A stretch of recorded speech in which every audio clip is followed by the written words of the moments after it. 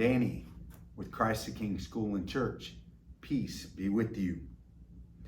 When the days were completed for their purification, according to the law of Moses, Mary and Joseph took Jesus up to Jerusalem to present him to the Lord, just as it is written in the law of the Lord.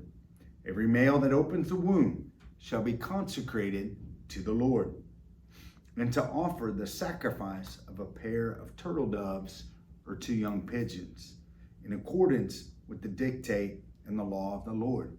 See Luke chapter 2. Jesus was obedient to religious law. He, being God, did not need to be obedient to religious practices and regulations, and he chose to. We also know that he was obedient to Mary and Joseph. Obedience, or the word obey, can almost sound like a bad word in our culture at times. It may call to mind times people in authority have been irresponsible or even sinful in their use of authority. As friends of Jesus, however, we recognize that obedience is a virtue. The Catechism names different types of obedience. There's obedience to God, in which every person is obligated to obey divine law. There's obedience to the church in things that pertain to our salvation. There's obedience to legitimate and just civil authority.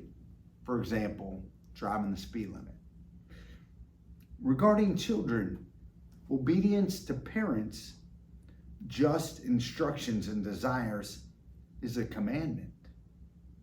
The ability to obey empowers us to harness our will and unite it freely to another's. It also gives us the power to set aside our will in freedom. Take some time today and visit with Jesus about the virtue of obedience in light of the reality that he too chose to obey. Let's pray for one another. God bless.